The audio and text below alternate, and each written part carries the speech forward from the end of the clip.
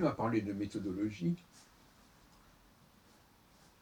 il y a quelque chose qui est assez amusant. Si on parle par exemple d'un élément qui manque dans un texte, comment savoir qu'il manque? Certaines personnes sont absolument incapables de repérer des manques. Parce que pour repérer des manques, il faut avoir un certain type de cerveau qui, en comparant, en confrontant tout un ensemble d'éléments d'un texte, d'un ouvrage, s'aperçoit qu'il y a un défaut, un défaut, un défaut au sens d'un manque. Il y a un défaut. Et repérer le défaut, la cuirasse, c'est une qualité absolument essentielle pour l'historien des textes, des langues et des fonctions. Il y a un dysfonctionnement. Repérer le dysfonctionnement. Alors, certaines personnes vont passer sur le texte pendant des années et des années sans capter le défaut. Je vais prendre quelques exemples. Les jours de la création, par exemple. On peut lire pendant des années le récit de la création, les 6 jours de la création. On peut lire pendant des années que ça se répercute au niveau du 7e jour. Voilà, chaque semaine, on fête le 7e jour, le Shabbat, qui est, par exemple, chez les Juifs, le signe de l'alliance. C'est comme ça qu'ils le disent, de leur alliance avec Dieu. Mais quelqu'un qui a une structure mathématique, il va dire, mais qu'est-ce que c'est que cette histoire de 6 plus 1? Ça ne tient pas debout. Nous sommes dans des civilisations qui ont une conscience aiguë de l'alternance du jour et de la nuit, de l'alternance des saisons. Et dans ce domaine-là, toutes les saisons sont équivalentes. L'hiver est aussi long que l'été. Le jour est aussi long que la nuit, donc globalement. En tout cas aux équinoxes, en tout cas au moment du coucher ou du lever du soleil. Pourquoi tout d'un coup on nous parlerait d'un système où il y a un facteur qui serait 6 fois plus long que l'autre? Ça n'a aucun sens. Donc tout de suite là, il y a un défaut. Et comment se fait-il que certaines personnes ne captent pas ce défaut? C'est-à-dire qu'ils ne confondent pas ce document avec d'autres documents qui montrent à quel point le raisonnement humain, quand il construit quelque chose, recherche une égalité, et tout simplement parce que dans notre environnement cosmique, notre environnement saisonnier, notre environnement diurne et nocturne, nous avons cette égalité.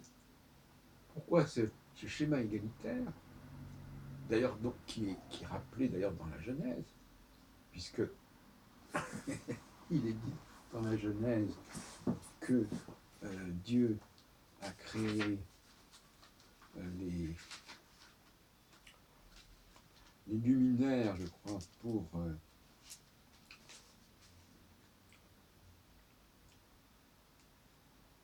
séparer la lumière et les ténèbres, etc.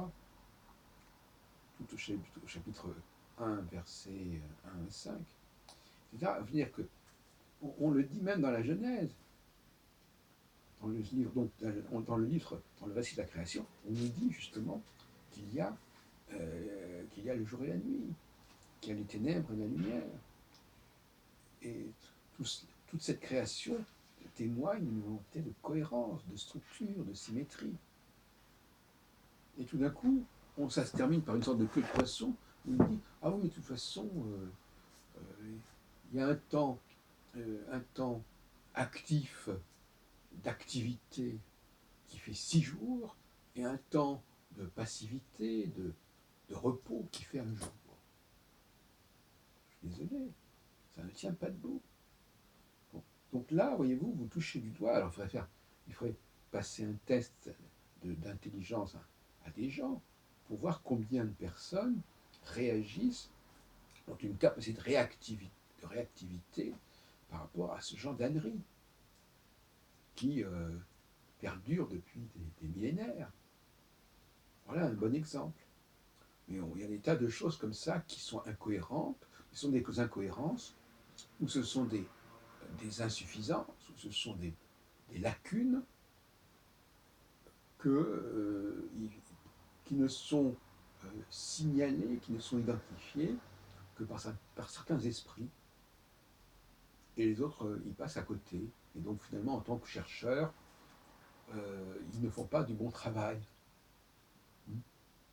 Ils se contentent de commenter des textes, une exégèse sur les textes, mais sans véritablement remonter aux origines.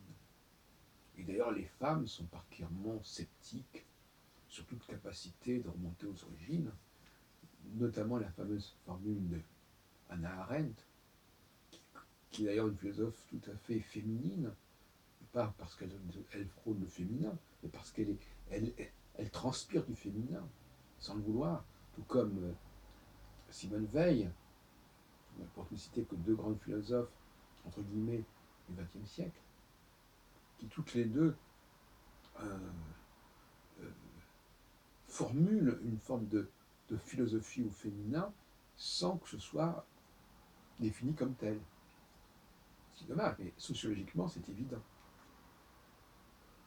Donc Hannah Arendt disait que le passé nous est livré intestat, c'est-à-dire sans mode d'emploi. Donc le passé est opaque, on ne le comprend pas, on ne sait pas comment il est construit. Alors évidemment, elle mélange deux domaines que je signalais tout à l'heure, c'est-à-dire l'histoire événementielle, qui effectivement est une accumulation de toutes sortes de choses, c'est pour ça que la nouvelle histoire était assez sceptique sur l'histoire événementielle, et l'histoire des textes, l'histoire des fonctions, l'histoire des langues, qui, elle, obéit à ce que j'appelle une systémique sociale, c'est-à-dire la façon dont les sociétés s'organisent sur des fondements qui correspondent à une exigence de cohérence, une exigence de symétrie, une exigence de géométrie.